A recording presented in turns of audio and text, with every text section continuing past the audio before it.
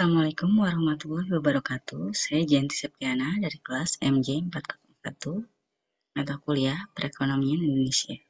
Berikut saya akan mempresentasikan hasil analisis data tentang kondisi kemiskinan dan pengangguran di era digital.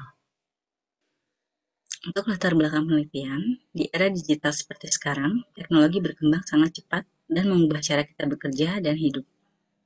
Banyak pekerjaan lama tergantikan oleh mesin atau otomatisasi. Sementara pekerjaan baru muncul yang butuh keterampilan digital. Sayangnya tidak semua orang punya akses atau kemampuan untuk mengikuti perubahan ini. Akibatnya, masih banyak yang menganggur atau bekerja tapi tetap miskin karena upah rendah dan tanpa jaminan. Meski teknologi memberi banyak peluang, tidak semua orang bisa menikmatinya secara adil. Hal ini yang membuat kemiskinan dan pengangguran tetap menjadi masalah besar, bahkan di tengah kemajuan digital. Untuk pokok pembahasan ini akan difokuskan pada kondisi kemiskinan dan pengangguran di era digital. Untuk data pengangguran di Indonesia, diambil dari data BPS Februari 2025 menunjukkan data terkini yaitu jumlah penganggur 7,28 M per Februari 2025. Untuk kenaikan tahunan dibanding Februari 2024 terdapat 1,11%. Untuk total angkatan kerja 153,5 M. Untuk tingkat pengangguran ada 4,76%. Dan untuk tingkat pengangguran terbuka terdapat 4,76%. Dan pengangguran per wilayah. Variasi TPT antar provinsi, tingkat pengangguran sangat bervariasi. Untuk Jawa Tengah, TPT 4,33%, salah satu provinsi dengan TPT terendah. Faktor kesenjangan infrastruktur digital berperan besar. Korelasi digitalisasi mempengaruhi tingkat pengangguran. Tingkat pengangguran terbuka atau TPT menunjukkan variasi signifikan antar provinsi. Jawa Tengah mencatat TPT 4,33% dipengaruhi oleh infrastruktur digital. Ada korelasi antara akses digital dan tingkat pengangguran.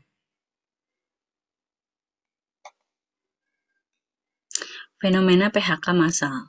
Lebih dari 88.000 pekerja kehilangan pekerjaan dari tahun 2024 sampai awal 2025.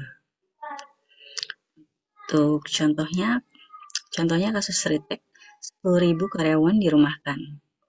Sektor padat karya terdampak paling rentan terhadap PHK. Dan terdapat penurunan daya beli. PHK berdampak pada konsumsi. Lebih dari 88.000 pekerja kehilangan pekerjaan, salah satunya PT Sri Rejeki Isman atau Sritek, dengan 10.000 karyawan dirumahkan.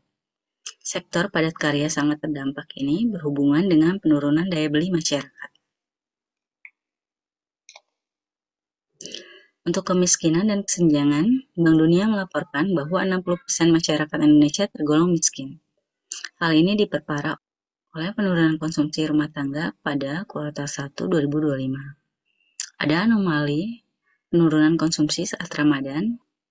Semua ini terkait erat dengan tingkat pengangguran yang tinggi. Disrupsi era digital. Formasi lapangan kerja yaitu struktur pekerjaan berubah drastis. Kesenjangan keterampilan digital sangat dibutuhkan. Dampak otomatisasi mengancam sektor padat karya. Ketimpangan akses antar wilayah masih tinggi.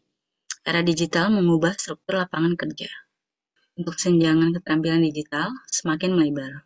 Otomatisasi berdampak pada sektor padat karya. Ketimpangan teknologi antar wilayah menjadi tantangan yang sangat besar. Tantangan ekonomi digital. Ketidaksiapan angkatan kerja yaitu belum siap menghadapi tuntutan era digital. 1. Ketidaksiapan angkatan kerja. Angkatan kerja belum siap menghadapi tuntutan di era digital. 2. Pergeseran jenis pekerjaan. Itu keterampilan baru sangat amat diperlukan di era digital seperti sekarang ini. 3. Terbatasan infrastruktur. Di daerah terpencil masih minim infrastruktur digital. 4. Gap kurikulum pendidikan. tidak sesuai kebutuhan industri digital saat ini. Angkatan kerja belum siap menghadapi tuntutan di era digital.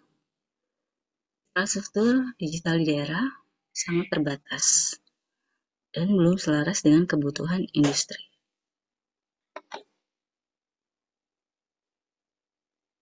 Kebijakan ekonomi yang diperlukan yaitu reorientasi ketenaga kerjaan, fokus pada adaptasi digital, dan dibutuhkan pelatihan keterampilan digital untuk meningkatkan kompetensi SDM.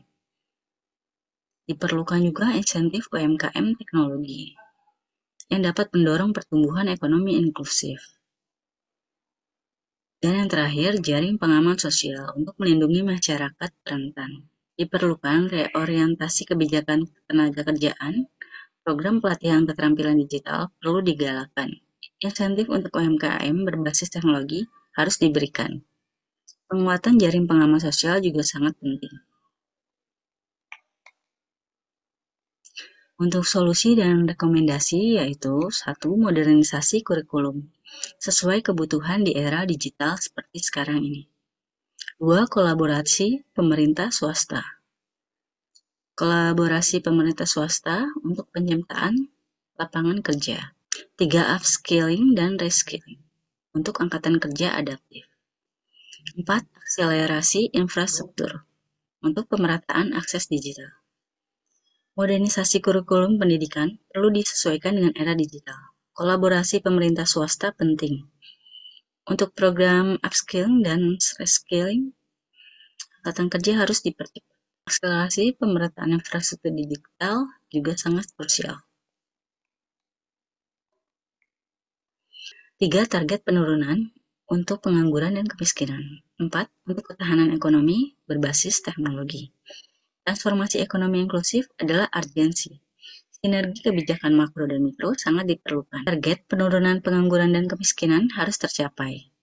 Membangun ketahanan ekonomi berbasis teknologi adalah kunci masa depan. Berikut yang dapat saya sampaikan untuk memenuhi tugas perekonomian Indonesia. Assalamualaikum warahmatullahi wabarakatuh.